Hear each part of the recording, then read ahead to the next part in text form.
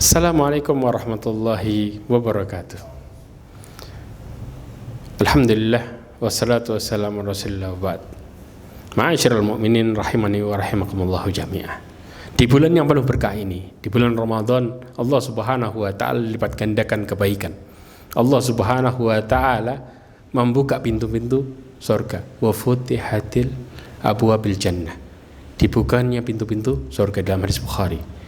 Wa ghuliqatil abwabun niran, dan juga ditutup pintu-pintu neraka.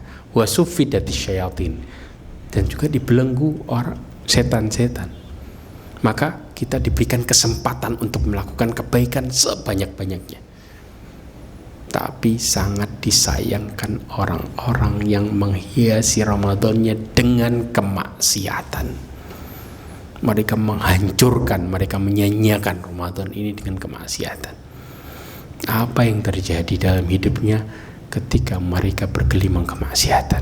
Apakah kemudian mereka mendapatkan kebahagiaan sesuai yang ada di dalam gambaran, di dalam pikiran-pikiran mereka atau angan-angan mereka? Ketika mereka akan melakukan kemaksiatan, mereka akan melupakan permasalahannya sesaat? Tidak sama sekali.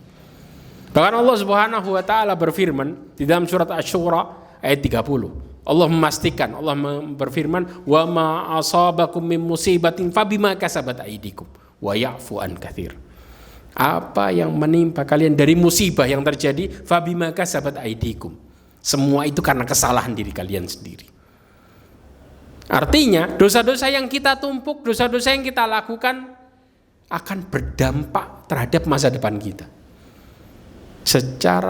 Secara tidak langsung, perlahan-perlahan hidup kita akan hancur satu demi satu gara-gara kemaksiatan yang kita lakukan. Sekarang kita melakukannya, bisa jadi tahun depan hidup kita berantakan karena kemaksiatan yang kita lakukan hari ini. Terkadang efeknya tidak langsung menghancurkan, tetapi ketahuilah musibah yang bertubi-tubi yang menghadapi kita semua itu karena kemaksiatan yang kita lakukan. Kemudian Allah berfirman wa ya'fu an katsir, tapi Allah maafkan banyak kesalahan kita. Seandainya Allah balas semuanya, niscaya tidak ada di muka bumi sesuatu yang bisa hidup karena kesalahan yang dia lakukan. Lalu apa efek yang terjadi dari maksiat yang kita lakukan? Hal yang pertama adalah kemaksiatan menyebabkan pelakunya mendapatkan murka Allah Subhanahu wa taala. Allah Subhanahu wa taala sangat membenci pelaku kemaksiatan. Terbukti di dalam hadis Rasulullah SAW dijelaskan semua pelaku kemaksiatan, semua penyebab kemaksiatan, sekecil apapun dia dalam melakukan kemaksiatan tersebut, maka mereka mendapatkan laknat Allah Subhanahu wa taala.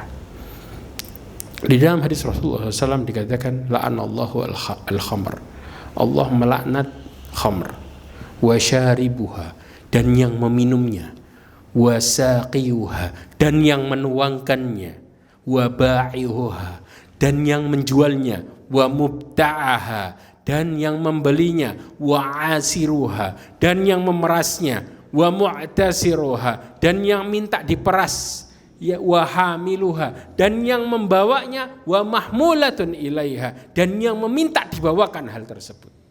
Semua yang menjadi penyebab kemaksiatan dan pelakunya semuanya Allah laknat. Subhanallah. Kita dibenci oleh keluarga kita, kita ketakutannya luar biasa. Bahkan kita menjadi beban hidup kita sepanjang hidup kita selama masa ini nggak selesai. Lalu bagaimana kalau seandainya yang benci kita adalah yang memiliki kehidupan kita? Apa yang terjadi? Kemana kita harus berlari? Kemana kita harus bersembunyi?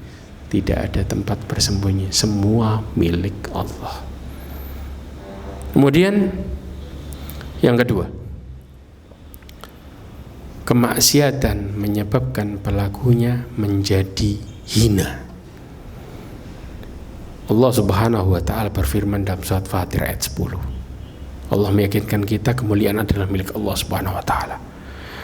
Man kana yuridul izzata falillahi izzatu jami'a. Barang siapa yang menginginkan kemuliaan, maka milik Allah lah kemuliaan, semua kemuliaan tersebut.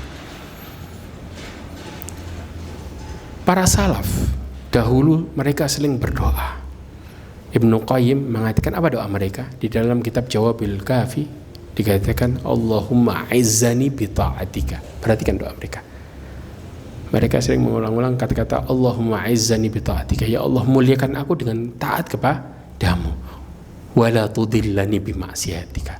Janganlah engkau hinakan aku dengan bermaksiat kepadamu. Mereka menginginkan untuk bisa istiqomah dalam ketaatan. Mereka minta kepada Allah supaya Allah muliakan dengan ketaatan kepadanya, supaya Allah menganugerahkan mereka ketaatan dan istiqomah. Dan mereka berdoa supaya dijauhkan dari kemaksiatan dan kehinaan efek dari kemaksiatan tersebut. Juga Abdullah ibn Mubarak dalam syairnya dia mengatakan ra'aitu dzunub tumitul qalb. Aku melihat dosa-dosa itu bisa mematikan hati. Waqad yurithu dhulla idmanuha. Dan menyebabkan kehinaan orang-orang yang mereka selalu menghiasi hidupnya dengan apa? Dengan kemaksiatan. Ya.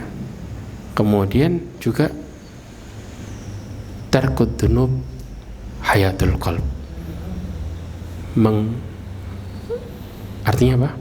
Tarkud dzunub hayatul qalb. Ketika seseorang mereka meninggalkan dosa-dosanya, maka hatinya jadi hidup.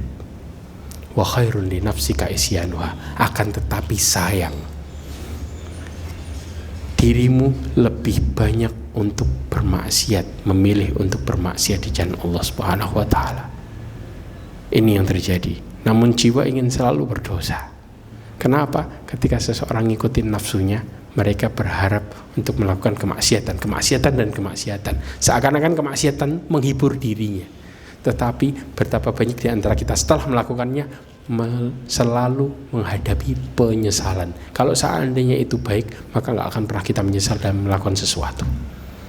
Tetapi sayang sekali banyak orang yang menyesal setelah melakukan sesuatu karena mereka lebih milih untuk bermaksiat. Wallahu a'lam bishawab. Wa akhiru da'wana anil hamdulillahi rabbil alamin.